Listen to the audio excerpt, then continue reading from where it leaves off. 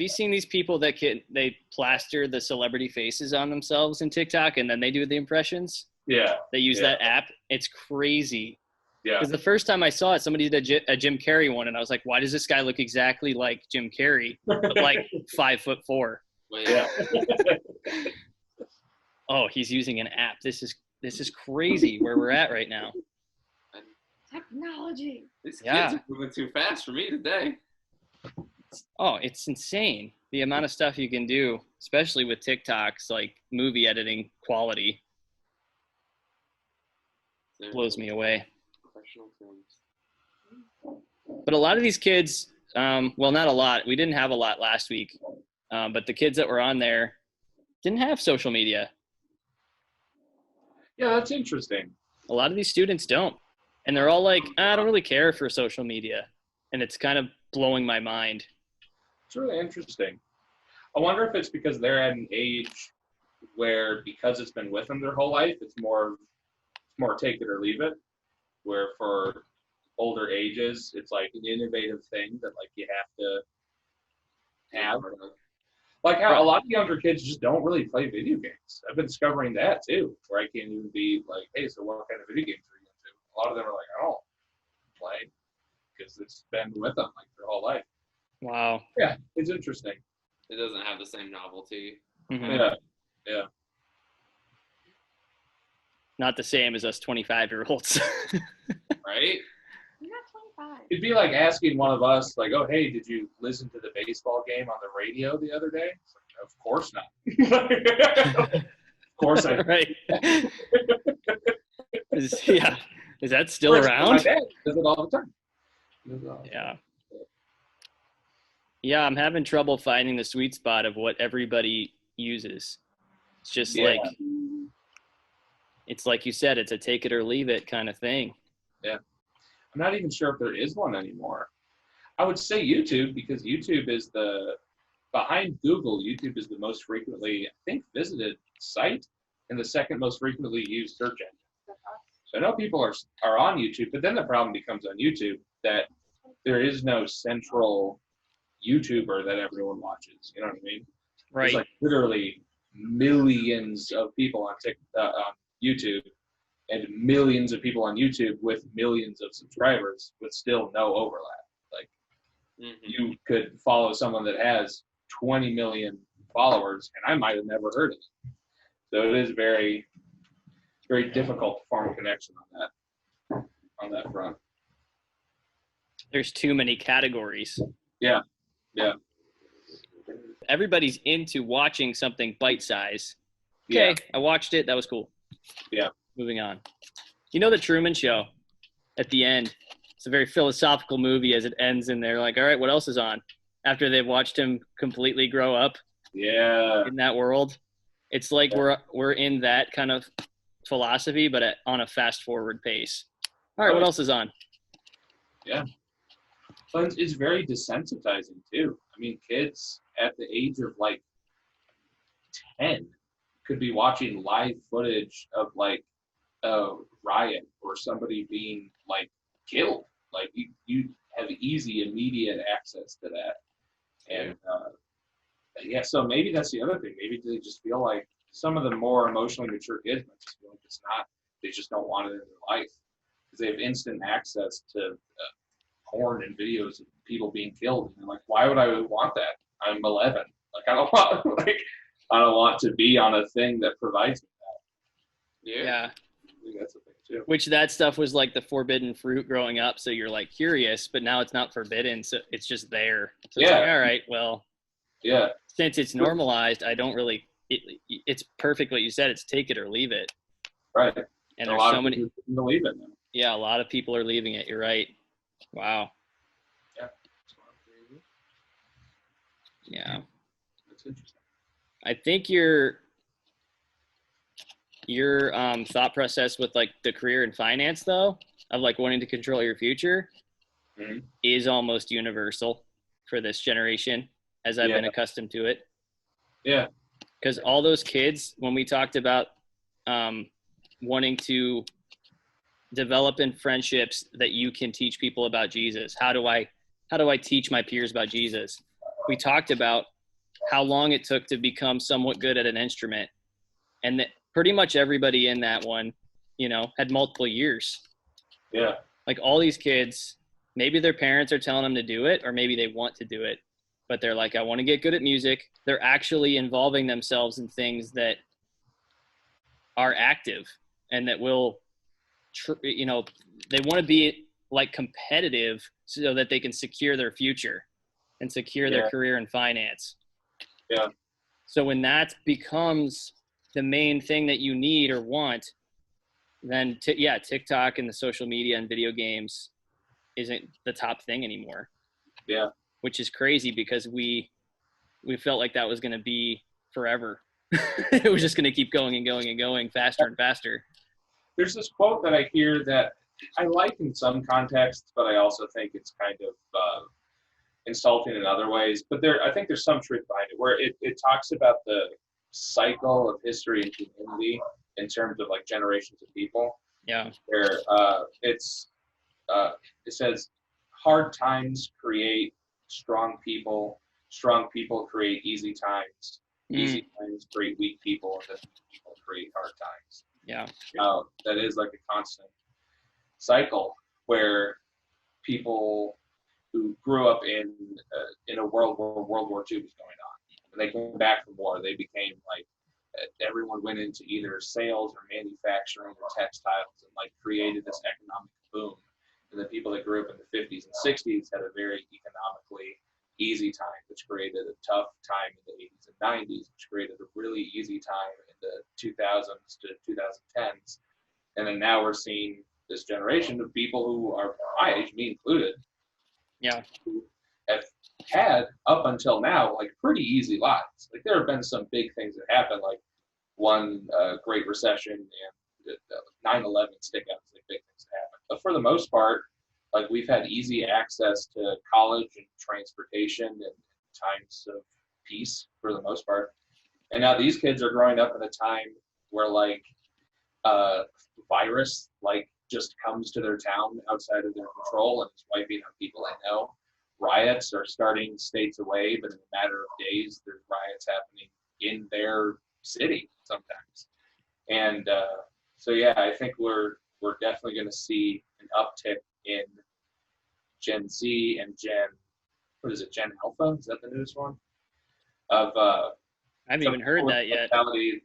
That like people had back in World War II. You know what I mean? People who are going to be like, well, that pandemic and those riots and the economic difficulty that we're having now, I don't want to succumb to that, and so I'm going to X, Y, Z. They're going to get into sports, and they're going to become super competitive, and super aggressive, and very invested in business and sales and stuff like that. Yeah, I think it'll be interesting to see the things that we thought, like everyone said that Gen Z would just be like a more lazy version of a millennial or something like that. Now we're seeing that now. That's just not true. That's not proven to be the case. Yeah. Wow, that's good commentary, man. Thanks. Write a philosophical novel. Appreciate it, guys. Yeah. And not that I'm saying that millennials actually are lazy, because like some of the biggest websites and economic changes that have happened on account of millennials. But I think it's a steadfast rule. I think what you said was right, that we're seeing kids who are turning a lot more towards, they want to be in control, they want to be competitive, they want to win at things, which can be good and bad, because I feel like when you start getting obsessed with personal control, then you stop becoming reliant on things outside of yourself. Well, it might be different for the generation following, like you said, but Gen Z saw their older siblings and their parents be crippled by the recession of 2008. And so many kids that I've talked to at this age, from probably now 17 to 20, they desperately wanted to get into college. They wanted to know their path as soon as possible and get into it so that they secured it, so that they didn't end up in the six figures of debt that their older siblings did, that their parents did because of the credit cards they had to use because of the recession. Yeah. So I see a system that I have to go to if I'm going to be successful, which is the education system, the university. And it seems like it has faults and brokenness, but that's the system where I have to, according to culture, according to society, take that step in order to be successful. So I got to make sure that I'm securing that as soon as possible. Yeah. And so, yeah, I'm going to get really good at an instrument. I'm going to get really good at a sport. I'm going to be in this club. I'm going to be well educated. I'm going to get my GPA as high as possible so that it is for sure no university can turn me down. Yeah. And so that I can get the scholarships needed so that I can pay as little as possible, because my parents can't pay for it now because they were crippled by 2008. Yeah. Or I need to go be part of the National Guard. I've heard a lot of that too. Kids wanting to go to the National Guard or go into any branch, Air Force, whatever. I heard that one a lot. So that is paid for by the time I'm done. Yeah. It surprises me how many kids are so economically aware of where their parents are. Yeah. I never was. I wasn't. Yeah. Yeah, like my parents never told me we're struggling, or like the most I knew was I'm the reason my dad went and got his master's. Mm.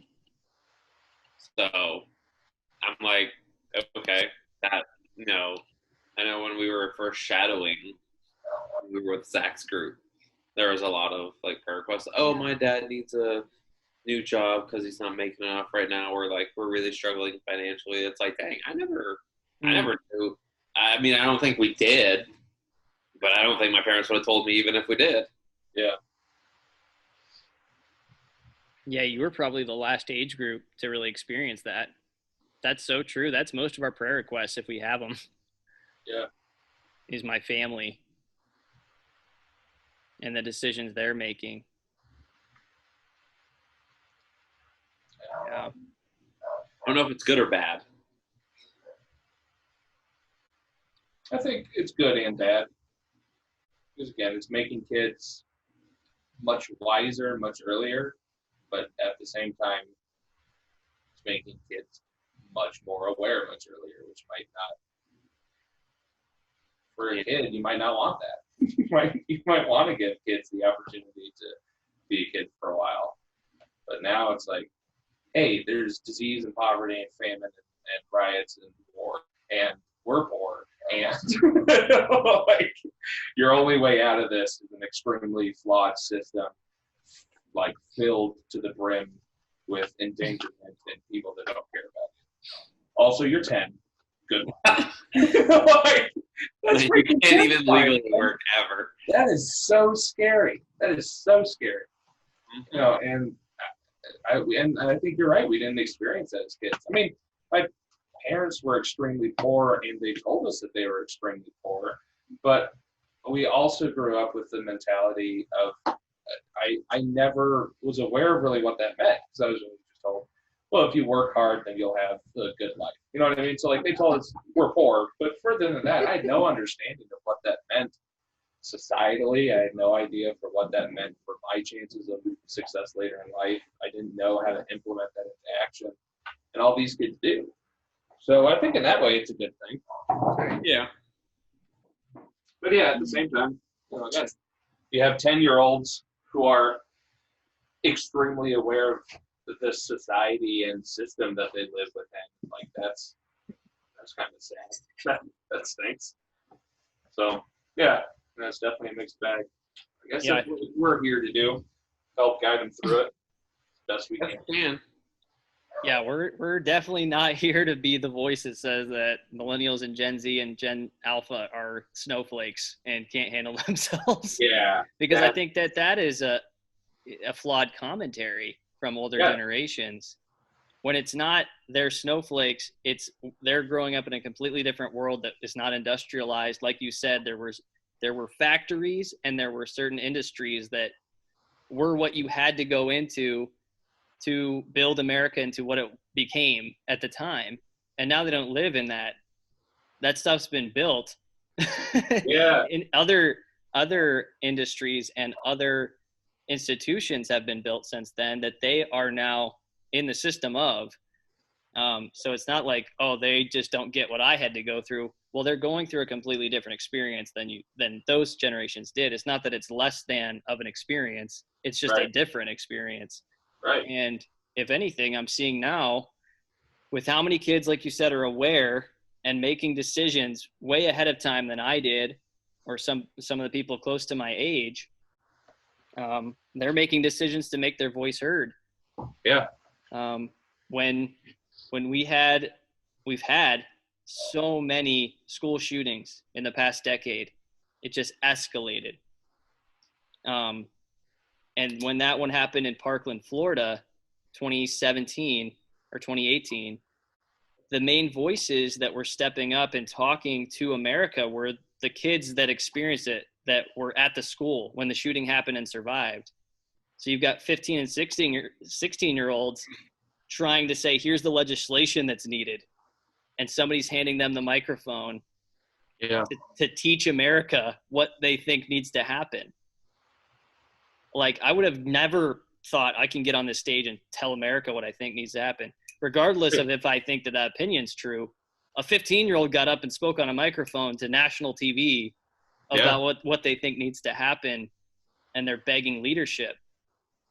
And now we have so many students that older generations, or I've heard from even my generation, would call snowflakes, and they're lazy. They're making their voice heard to legislators, to leaders, to mayors, to governors, to the president. And Salty. It's not like they're just taking a back seat and going like, well, going to play Minecraft. I don't see that as much in this generation. Yeah. I listen to a lot of business podcasts, and people are already saying, like, get your advertisements, speaking of this workshop, onto those streaming video games. Yep. Because that's becoming a sport. Like, it's becoming the level of real professional sports to some audiences. Yeah. So get them on there. Definitely get yourself prepped to get your advertisements on self-driving car back seats. I was like, oh my gosh. Wow. They're already getting prepared to brainwash you at every waking moment. Yeah. But I don't know. Mm-hmm. Have my salty, have my sweet. I only know Ninja. I don't know any other. Oh, there's plenty of big ones real out there. Video gamers. Yep. Are you one, Jacob? Bro, I wish I was one. You know how great that would be? We'd have a house already. Yes. Just give me money. I'd do it. Well, is it the fact that they're so, like, they're bullying? They're like, come on, like, you can give more than that. Oh, that's what I saw. I don't know how often that happens. I can't say that I've really seen any of that. More often than not, it's just because they're genuinely entertaining to watch, or good content creators. Yeah.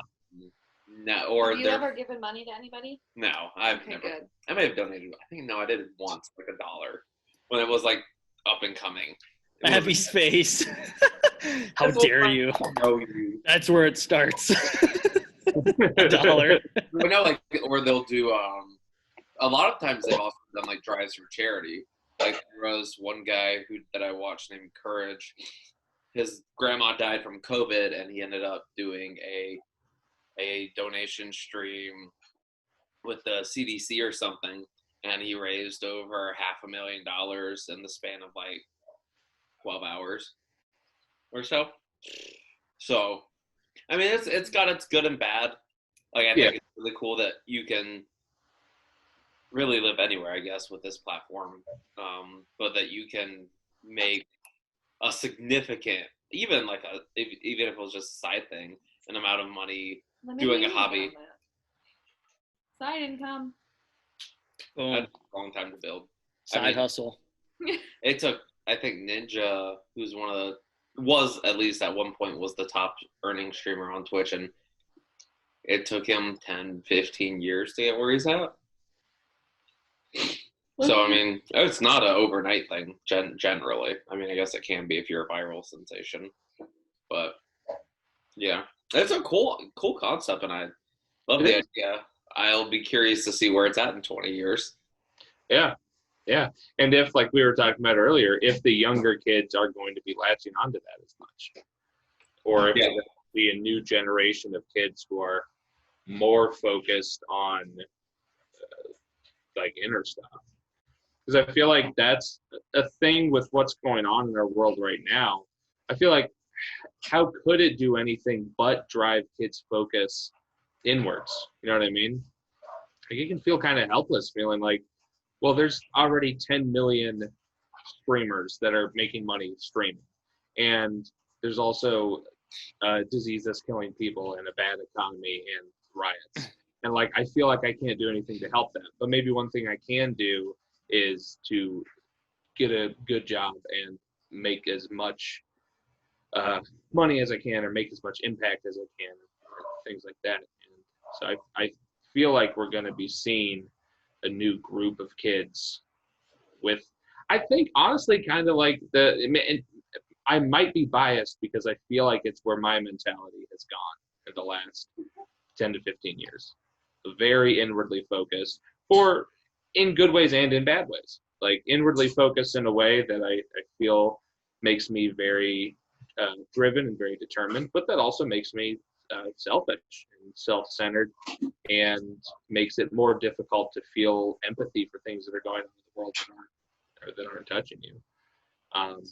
But yeah, it's going to be really interesting to see what's happening to kids who are 10 now, to see what happens to them when they're 15 or 20. Yeah, years where that goes. Yeah, that'll be cool.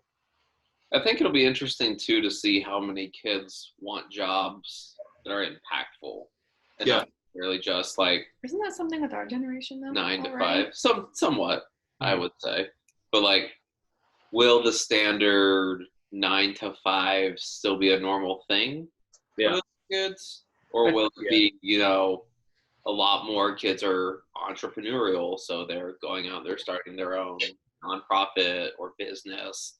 Just a need in the community they're in. So, because I think the kids are a lot more aware of that kind of stuff now. Like I never knew about any of the issues that I'm into now that I was when I was a kid. Most of them are far older than I am. Yeah. So. But yeah, I think, like when I think back to the 50s through the 70s, like when my dad was a kid, your path was just so much more clear. And maybe that had its downsides, because if you wanted to, there's a lot of things that if you wanted to do, you just kind of couldn't do them because it wasn't an option. But for the most part, when you turn 16, they're like, well, the world needs steel and oil and people in the army and people to sell things.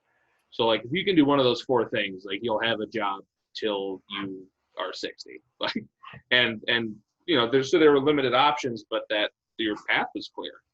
And now it's like, well, there's 200 degrees you can get if you want to get a degree, or you can get a certification. And if you want a certification, there's 100 of those. And if you don't want to go to college, then there's 600 career paths you can do with a job, or you can start a business. And if you start a business, it can be an online business or a brick and mortar business. And I feel like it can feel very, very overwhelming. But I think we will see an uptick in small businesses. Because like just for fun, I was doing the math the other day, because they changed their contracts at work, and they changed the wording where they told me how much my salary was per week instead of per 2 weeks. But for a second, I thought that they had cut my pay in half because I didn't understand the wording. So it freaked me out. So just for fun, for like an hour, I was doing the math. Like if I was doing exactly what I'm doing here, but I was doing it from like a small business, if I sold 33% of what I'm selling now. So like if my quota, just for a number, is like $100,000 worth of product for 84, I could sell a third of that and make what I'm making now. And I feel like kids might be discovering that too. Of like, it's no longer a guarantee that you're going to get a job at 16 and stay at that company for 40 years. Yeah. So kids might not be going down that path. Kids might be like, well, I trust myself more than I trust a corporation, because in the pandemic, a ton of businesses closed and laid off workers.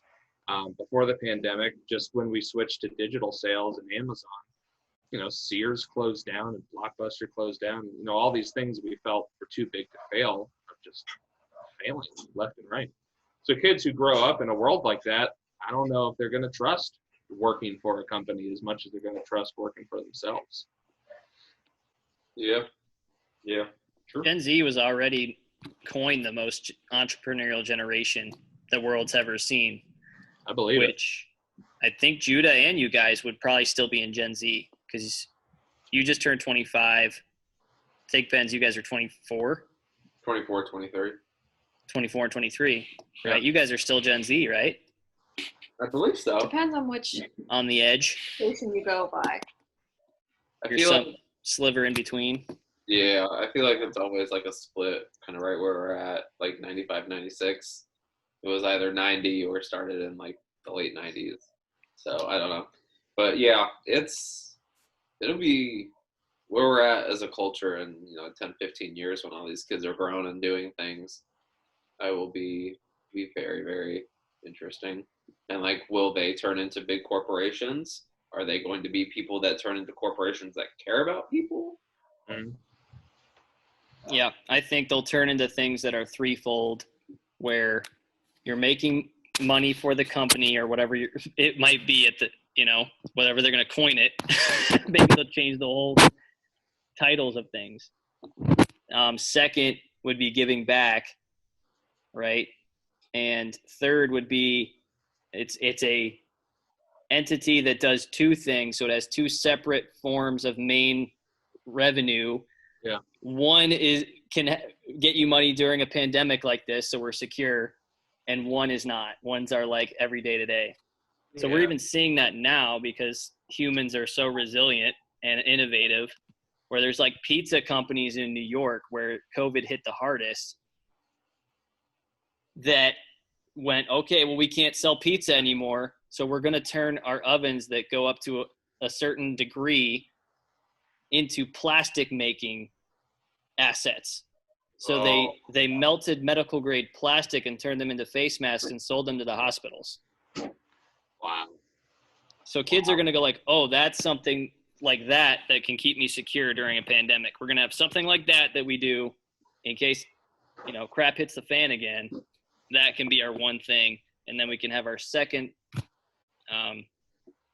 source of revenue that we do on the daily that would be affected possibly by a pandemic again.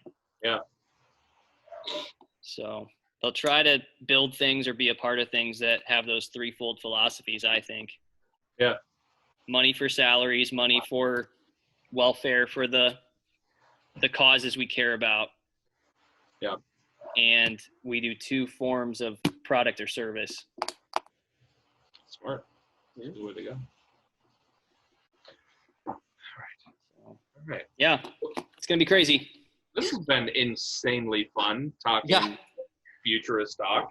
I don't know if we've ever just done that for 40 minutes before. That was super fun. Yeah, super. It really was.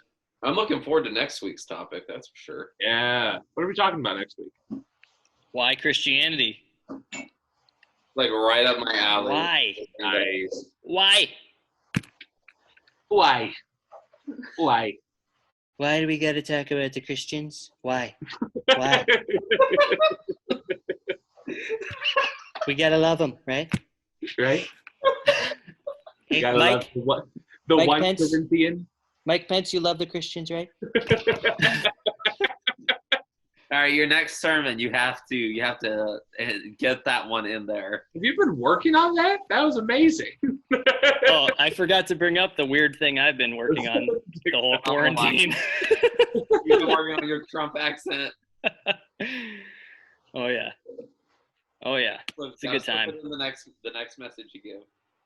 Just do it the whole way. A whole Donald Trump sermon. It might go viral for all the wrong reasons. You should dress up as Donald Trump for Halloween. Hold up my Bible. Oh, God. Not acknowledge it at all. Let's pray. Do I close him now? The book of 1 Corinthians. Yes. Oh, Everybody open up to Second Maccabees, okay? Be great. Well, love you guys. Love you guys. Great talk. Good stuff, guys. Loved it. Good stuff. We will be back on. See you next week. Sounds good. All Love right, you have a good guys. night, guys. Bye. Night. Bye.